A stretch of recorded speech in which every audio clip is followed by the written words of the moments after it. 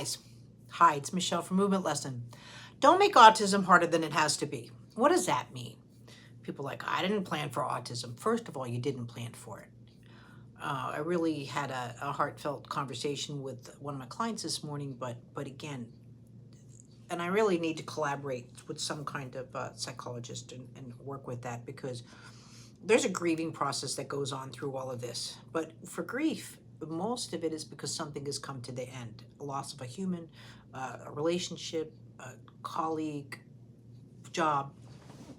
But with when we have a special needs child, there's the grief of loss of a possibility for life, possibility of hope and where they're going, and desires we'd have as parents, for their careers, for marriages, for grandchildren. All of this kind of like floods our heads. And two, then there's the grief of, am I doing everything as possible?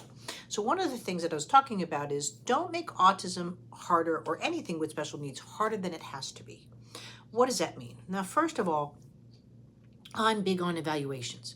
Especially with autism, you need a thorough visual examination. It needs to be done with a retinoscopy. Now, even if a child is verbal and your child is typical, I really believe in a pediatric ophthalmology appointment with the retinoscopy. Why? Because you just don't realize how much you're saying, over here, look, look, look, look, look, do you see the blue?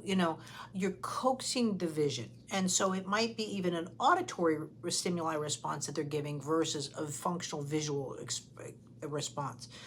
And they need to have the eyes examined. So even when the child's verbal, they only know how they know how to see. So if the eyes aren't great, they're not going to say, oh, I wish I could see better. You know what I mean? I can't see the blue, right? Well, this is where my language doesn't come into play, because I don't even know that it's blue, much less red, and so I can't talk.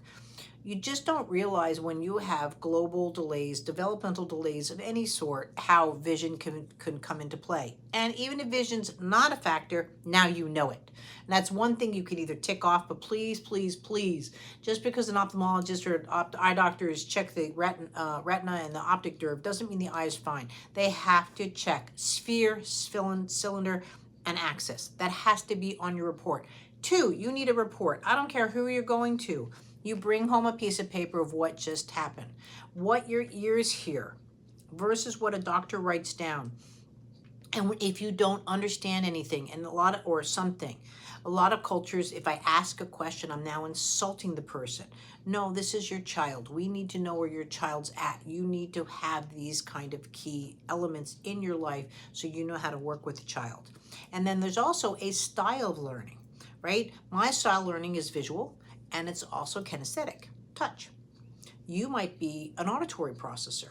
So again, knowing where your child is at in their development and how they process information is really important, especially with a child with autism. You might have sensory integration disorder because you don't have these learning tools set in the brain, and that might be the first thing you go after. You need a plan of action. There's going to have to be a home program as well as a school-based or center-based program. Your child does need the social skills. They need to get out and about, but at the same time, you need that time to be a better parent, a better wife, a better whoever you are working. And those kind of separations are okay. But at the same time, too, you'll see kids with siblings, the parents do more, they get out more.